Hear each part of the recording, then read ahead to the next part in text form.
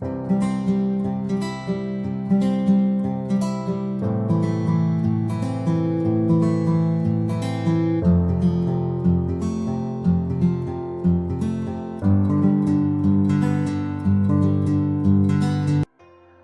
To study blog में आप सभी का स्वागत है।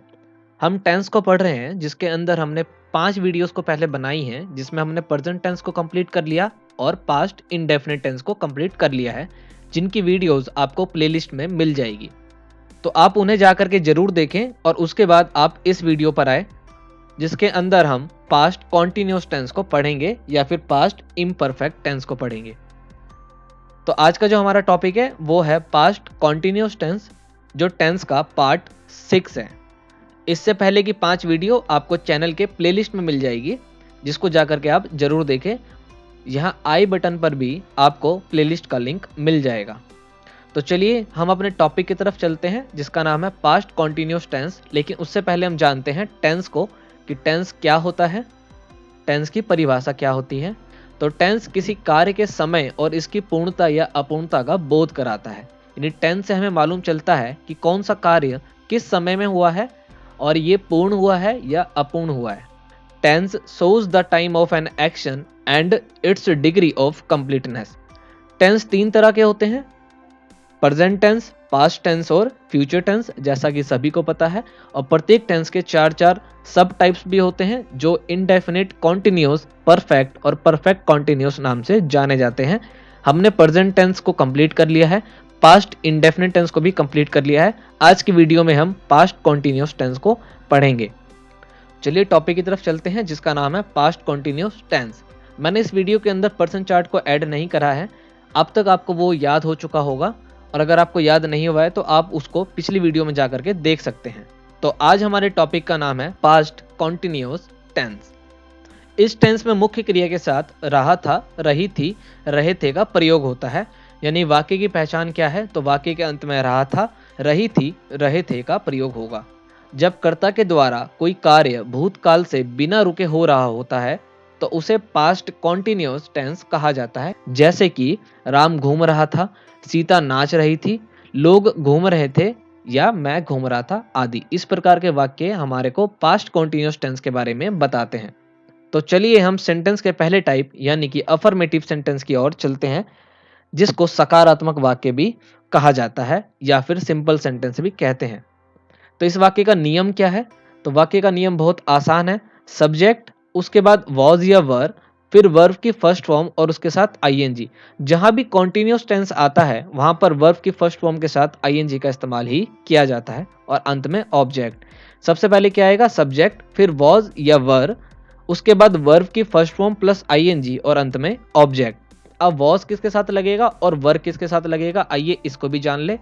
तो सिंगुलर सब्जेक्ट के साथ वॉज का इस्तेमाल किया जाएगा, जैसे कि आई, ही, शी, इट या फिर सिंगल नेम। इन सभी के साथ वॉज का इस्तेमाल किया जाएगा, और बाकी सभी के साथ वर का इस्तेमाल किया जाएगा, जैसे कि we, you, they, these, those या फिर 2 या 2 से अधिक नाम, तो वहां पर वर का इस्तेमाल किया जाएगा। तो आप इस प्रकार भी देख सकते हैं कि वर का इस्तेमाल किस सब्जेक्ट के साथ किया जाएगा और वॉज का इस्तेमाल किस सब्जेक्ट के साथ किया जाएगा। आइए उदाहरणों को देखें। तो पहला उदाहरण है, मैं घूमने जा रहा था। तो देखिए वाक्य के अंत में क्या है, रहा था, यानी कि वाक्य जो है वो पास्ट कॉन्टिन्यूस टेंस का है।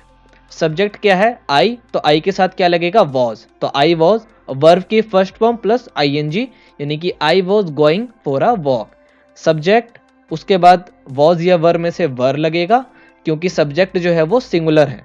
वर्ब की फर्स्ट फॉर्म और उसके साथ आईएनजी और अंत में हमारा ऑब्जेक्ट। तो मैं घूमने जा रहा था, I was going for a walk. एक और वाक्य देखें, लोग स्टेज पर नाच रहे थे। वाक्य को पहचानना बहुत जरूरी है, तो वाक्य को पहचाने। तो वाक्य जो है वो पास्ट कॉन्टिन्यूस टेंस का है। People were dancing on the stage. वह पत्र लिख रही थी। लड़की है, यहाँ पर आप देख सकते हैं रही थी, तो she was writing a letter.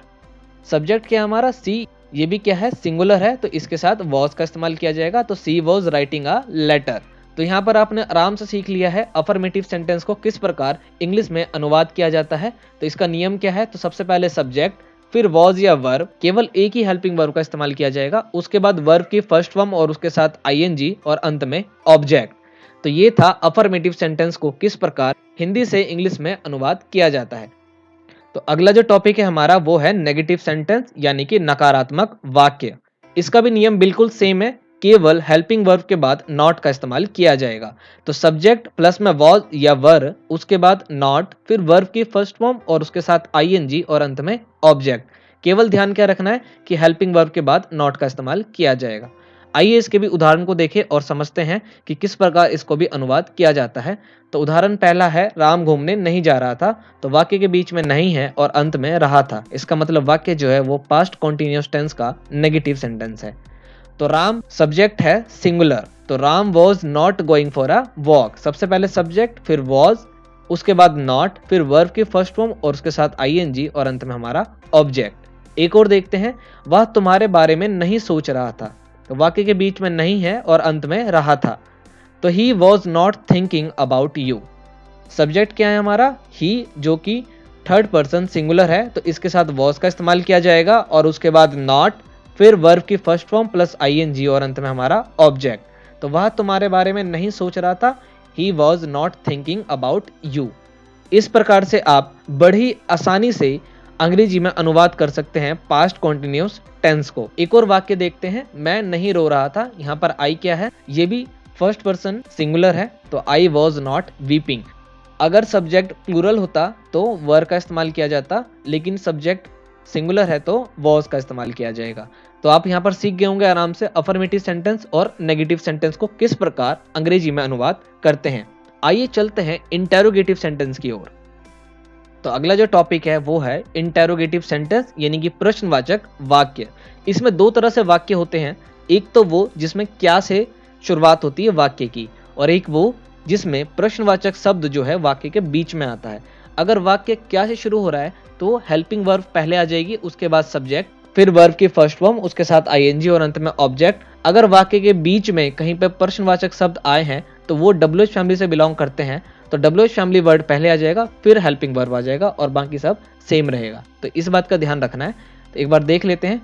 तो प्रश्नवाचक वाक्य में हेल्पिंग वर्ब जैसे कि हम इस्तेमाल कर रहे हैं वॉज या वर्ब का, तो ये सब्जेक्ट से पहले आ जाएंगे। अगर वाक्य में डब्ल्यूएच फैमिली वर्ड हो जैसे कि क्या, कब, कहाँ, कैसे, कब तक आदि, तो इनकी इंग्लिश जो होगी वो पहले आ जाएगी। आइए नियम को देखें एक बार। तो नियम में देखिए इसी तरह से बताया गया है, डब्ल्यूएच फैमिली वर्ड अगर आ जाए तो डब्ल्यूएच फैमिली वर्ड पहले आएगा, उसके बाद हेल्पिंग वर्ब जो हमारा वॉज या वर है, फिर सब्जेक्ट, फिर वर्ब की फर्स्ट फॉर्म और उसके साथ आईएनजी और अंत में ऑब्जेक्ट। और क्योंकि वाक्य में क्वेश्चन पूछा गया है तो अंत में क्वेश्चन मार्क। इस बात का आप ध्यान रखेंगे कि अगर वाक्य क्या से शुरू हो रहा है तो केवल हेल्पिंग वर्ब यानी कि वॉज वर्सेस सेंटेंस बनाया जाएगा, और अगर वाक्य के बीच में कहीं सवाल पूछा जा रहा है तो डब्ल्यूएच फैमिली से वाक्य शुरू किया जाएगा। आइए इसके उदाहरण को देखते हैं और फिर समझते हैं कि किस प्रकार इसको ट्रांसलेट किया जाता है। तो पहला उदाहरण है, क्या लोग स्टेज पर नाच रहे थे। तो देखिए वाक्य क्या से शुरू हुआ है, तो इसका मतलब है इसमें डब्ल्यूएच फैमिली वर्ड का इस्तेमाल नहीं किया जाएगा, यानी व्हाट का यूज नहीं किया जाएगा। तो क्या से शुरू हुआ है और लोग जो है वो प्लूरल है, तो इसके लिए वर का इस्तेमाल किया गया है।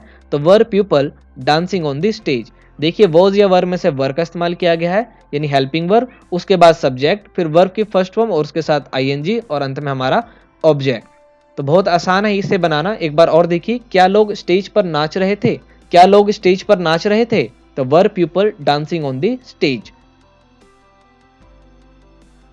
आइए ये जानते हैं कि वाक्य के बीच में अगर डब्ल्यूएच फैमिली वर्ड आ जाए तो किस प्रकार उसको ट्रांसलेट किया जाएगा। राम कहाँ जा रहा था। तो देखिए सब्जेक्ट हमारा राम है और वाक्य के बीच में एक सवाल पूछा गया है, यानी सवाल पूछने वाला एक शब्द है कहाँ, जो डब्ल्यूएच फैमिली से बिलोंग करता है।